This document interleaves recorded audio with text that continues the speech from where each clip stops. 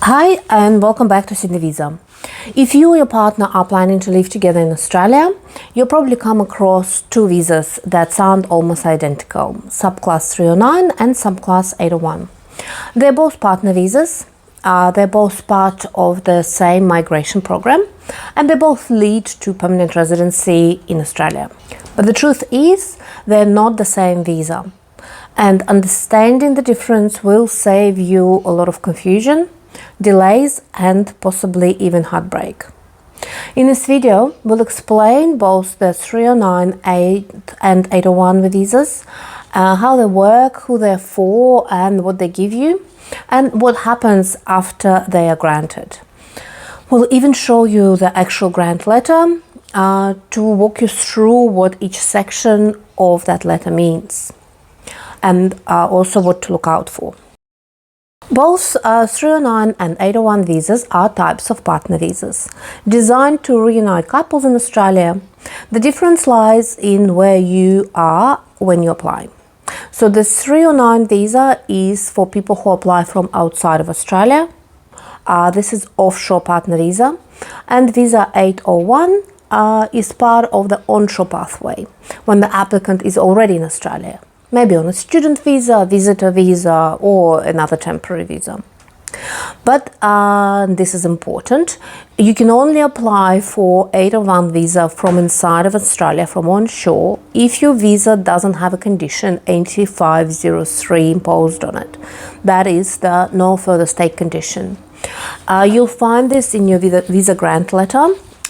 If the condition is there, you will need to leave Australia and apply offshore for the 309 visa.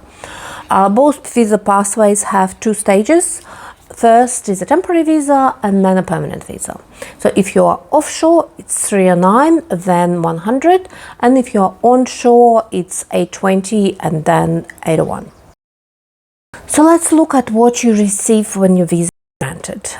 This is a real partner provisional subclass 309 visa letter grant. It starts with the sentence every applicant dreams of. We have granted you a partner provisional subclass 309 visa. Then you'll see the date of grant. That is the date that your visa becomes active. Next is your first entry date. For the 309 visa, you must enter Australia by the specified date, usually given up to 1 year to enter and activate the visa, sometimes less. It is very important to enter before that date, because if you don't, the entire visa can be cancelled and your fee will be waived. Then there is length of stay. It might sound vague. It says until notified that subclass 100 has been decided or the application is withdrawn. That just means your visa stays valid until the department decides your permanent visa subclass 100, or decides on your permanent visa subclass 100. That usually takes about 2 years from the original application. You will also see travel multiple entries. That means you can leave and re-enter Australia freely while your visa is valid. And finally, you will see your visa grant number, passport details, and application ID. These are used to check your visas in vivo, or you might be able to need to give it to employers, or you will need it to link to MyGov. Now let's talk about life after your visa is granted. Whether you are on a 309 or 801, you can live in Australia, work and study. You can also access Medicare. If you're enrolled, you need to enroll, and you're also protected by the Australian workplace laws. That means fair pay, safe conditions and non-discrimination. But the key difference is your residency status. The 309 is still temporary. The 801 is permanent residency, or 100 is a permanent residency. Yep. So temporary partner visas come with few limitations. They often surprise people.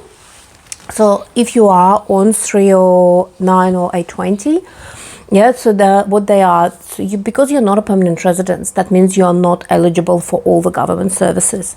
You can access Medicare, you can work and study, but things like Centrelink benefits, paid parental leave, childcare subsidies, first home owner grants. This might not be available until you become a permanent resident.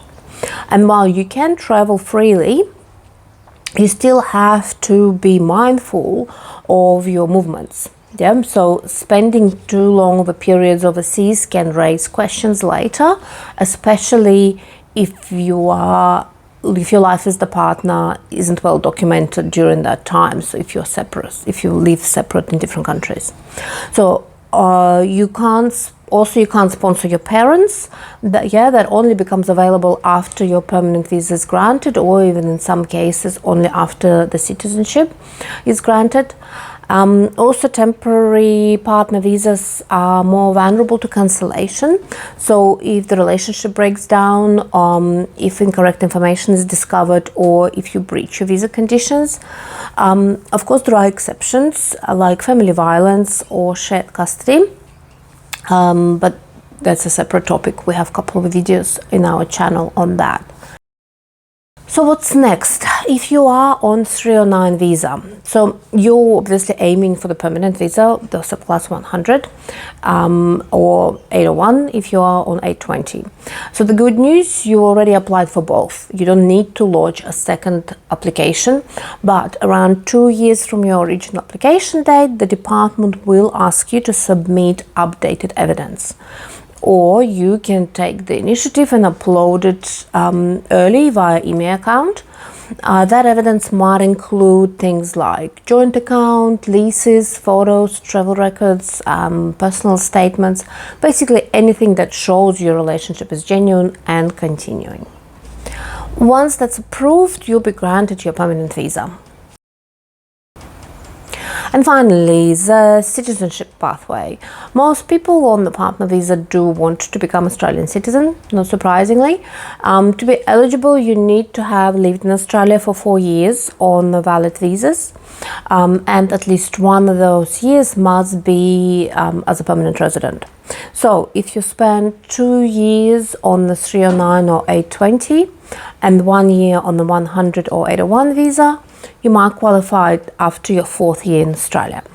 So there are a few details like time spent overseas, but we've covered this in another video. Check it out in the link in the description below, or just check our YouTube channel.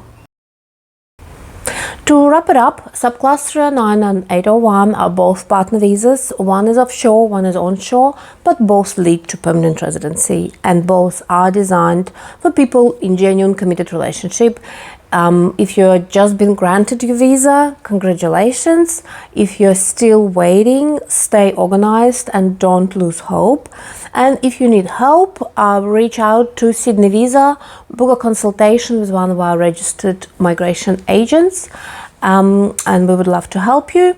If you like this video, please subscribe to your channel and share it with someone else going through the same journey. Thanks for watching, and we'll see you in Australia. Goodbye.